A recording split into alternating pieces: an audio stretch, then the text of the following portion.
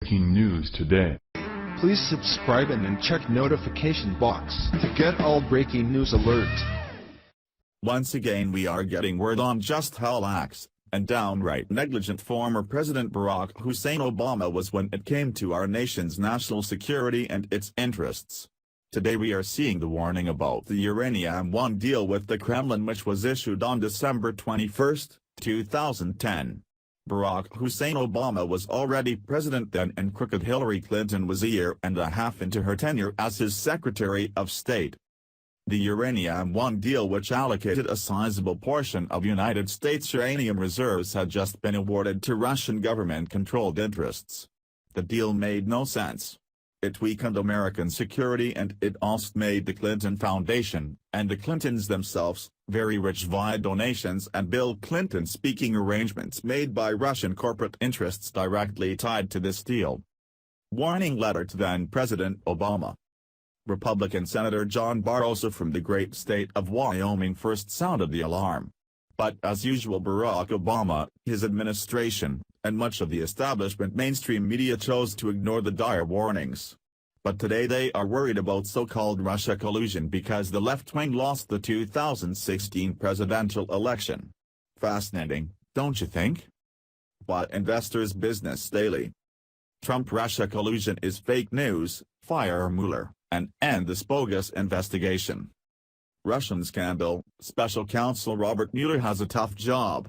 After all, how can you prove allegations of collusion between the Trump campaign and Russian officials to influence our 2016 presidential election when, from all evidence after a year and a half of investigation, it didn't happen? Naming Mueller to head the investigation was a huge error. His investigation should be shut down and Mueller sent home. Off this week's stunning revelation that Hillary Clinton and the Democratic National Committee funded the fake Trump-Putin dossier, filled with outright lies, exaggerations and misleading information, is the final straw. For it shows that not only were Hillary Clinton, the DNC and her lawyer, Mark Elias, lying when they denied any involvement in the phony dossier, it showed that they, not Trump, were deeply, perhaps criminally, compromised by collusion with Russian officials. In Hillary's case, in 2009 she promised the Russians a reset, and then over the next 2 years proceeded to help them build their own mini Silicon Valley with U.S. funding and expertise, and approved the sale of Uranium One, a Canadian company that controls 20% of U.S.-based uranium supplies, to Russia's state-owned nuclear monopoly, Rosatom. If that isn't dizzying enough, then Secretary of State Hillary Clinton, her husband former President Bill Clinton, and their Clinton Foundation charity took in millions of dollars from Russian entities and the grateful executives of Uranium One, who were taken over by the deep-pocketed Russians. It was a classic example of illegal pay-for-play, and yet neither President Obama's Justice Department nor his FBI found anything wrong with it. Fast forward to 2016. And Hillary and the DNC retained Fusion GPS to dig up dirt on Donald Trump. Fusion then hired former British spook Christopher Steele, a man who, as former head of the Moscow desk for Britain's MI6 intelligence agency, has deep espionage ties in Russia, to do research on Trump. What they got instead was innuendo, half-truths, distortions, exaggerations and just plain gossip, much of it from Russian sources. And yet, this phantasmagorical bit of research became the basis for a full-blown investigation of the Trump campaign's supposed ties to Russian officials and their interference in the 2016 presidential election. With each new revelation in recent weeks, it has become ever clearer that the collusion that took place wasn't on the part of Trump, but Hillary Clinton and the Democrats, who have been playing a double game with the Russians since at least Obama's first term. That's the real collusion here. Typical of how the progressive left works, they have accused their opponent of the very thing they are guilty of, colluding with the possible enemy. This is where Robert Mueller comes in. Mueller himself was head of the FBI from 2001 to 2013. But from 2009 to 2013, all sorts of alarms were going off over the apparent influence peddling by Hillary Clinton while serving as Secretary of State. The Justice Department, headed by die-hard leftist lawyer and Obama loyalist Eric Holder, did nothing. Nor did Mueller. Fast forward to 2016.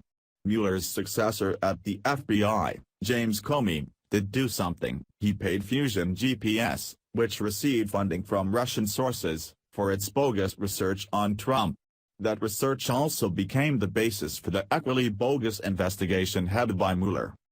Yet, as we said earlier in the week, it's now clear that the real Russian collusion was among Hillary and Bill Clinton, the Clinton Foundation, the DNC, Democratic operatives and bagman John and Tony Podesta, Fusion GPS and James Comey.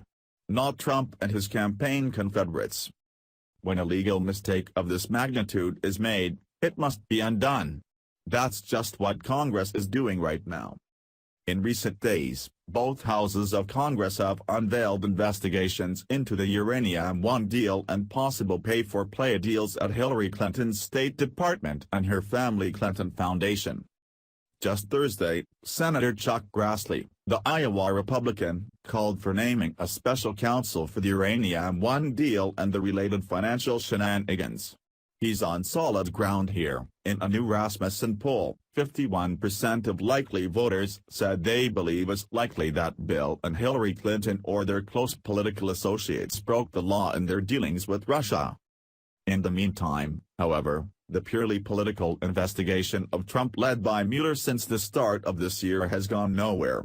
It should be ended immediately, and not just because they've found nothing or that the original basis for the investigation has been tainted by being funded by the Democrats, FBI and Russians. We have nothing personal against Mueller, who led the FBI's shift toward counterterrorism in the immediate years after 9/11. But as special counsel, Mueller has conflicts all over the place, including his personal ties to Comey, who was Mueller's favorite to succeed him at the FBI in 2013, and by the fact that he headed the FBI during the time that Hillary was engaged in soliciting donations, selling access to the office of the Secretary of State, and officially approving the highly questionable Uranium One deal. In addition, the very premise of the Russian investigation has been proven faulty, based almost entirely, at least initially, on a politically motivated opposition research operation run by the Democrats against Trump, and later picked up by the FBI's Comey. Based on this, it's time to let Special Counsel Robert Mueller go, and dismantle the Russian investigation he leads. Isn't it great how the media is so up in arms about a fake Russian collusion narrative that was made up by the Clinton machine in order to excuse the fact that not many liked, nor wanted, crooked Hillary Clinton as their president? They ignore the real Russian smoking gun, but they are intent on trying to make an already proven fake narrative stick against President Donald Trump that just won't stick no matter how hard they try. The American people aren't stupid, they also see the media biased and the outright unfair assault against our president, and the left will continue to pay for it at the ballot box. Please share if you support President Trump.